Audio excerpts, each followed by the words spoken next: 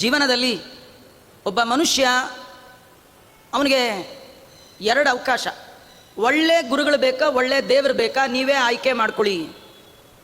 ಕೆಲವರು ಒಳ್ಳೆ ದೇವರನ್ನ ಆಯ್ಕೆ ಮಾಡಿಕೊಂಡ್ರು, ಕೆಟ್ಟ ಗುರುಗಳು ಸಿಕ್ಕರು. ಅದಕ್ಕೆ ಒಳ್ಳೆಯ ದೇವರು ಕೂಡ ಕೆಟ್ಟ ಗುರುಗಳ ಕೈಯಲ್ಲಿ ಸಿಕ್ಕು ಇವತ್ತೇನಾಗ್ತಾ ಇದೆ ನೋಡ್ತಾ ಇದ್ದೀರಿ. ಜೀವನದಲ್ಲಿ ಒಳ್ಳೆಯ ಗುರುಗಳು ಮುಖ್ಯ, ಒಳ್ಳೆಯ ದೇವರಿಗಿಂತಲೂ ಒಳ್ಳೆಯ ಗುರುಗಳು ಮುಖ್ಯ.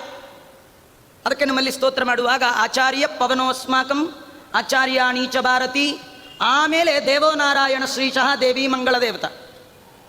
ನಾವು ಯಾವಾಗಲೂ ಪ್ರವಚನ ಯಾರೇ ಆರಂಭ ಮಾಡಬೇಕಾದ್ರೆ ಮೊದಲು ಗುರುಗಳ ಹೆಸರೇ ಶ್ರೀ ಗುರುಭ್ಯೋ ನಮಃ, ಆಮೇಲೆ ಟೈಮ್ ಇದ್ದರೆ ಹರಿ ಓಂ.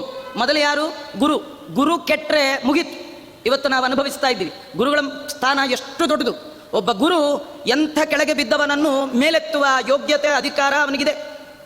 ಒಬ್ಬ ಗುರು, ದೇವರು ಕೂಡ ನಮ್ಮನ್ನು ಎತ್ತದೇ ಬಿಡಬಹುದು. ಹರೌರುಷ್ಟೋ ಗುರುಸ್ತ್ರಾತ ಗುರೌರುಷ್ಟೇ ನ ಕಶ್ಚನ. ಈ ನಿಟ್ಟಿನಲ್ಲಿ ನೋಡುವಾಗ ಒಬ್ಬ ವ್ಯಕ್ತಿಯ ಜೀವನದ ಒಳಗೆ ಅತಿ ದೊಡ್ಡ ಪಾತ್ರ ವಹಿಸುವ ವ್ಯಕ್ತಿ ಗುರು.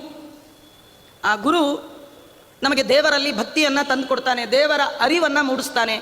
ಮೊದಲು ತಾನು ಅಂತರಂಗದ ಒಳಗೆ ದೇವರನ್ನು ನೋಡಿ ತನ್ನ ಬಳಿಗೆ ಶಿಷ್ಯರಾಗಿ ಬರುವವರಿಗೂ ಅಂತರಂಗದ ಒಳಗೆ ಭಗವಂತನನ್ನು ತೋರಿಸುವವನೇ ನಿಜವಾದ ಗುರು.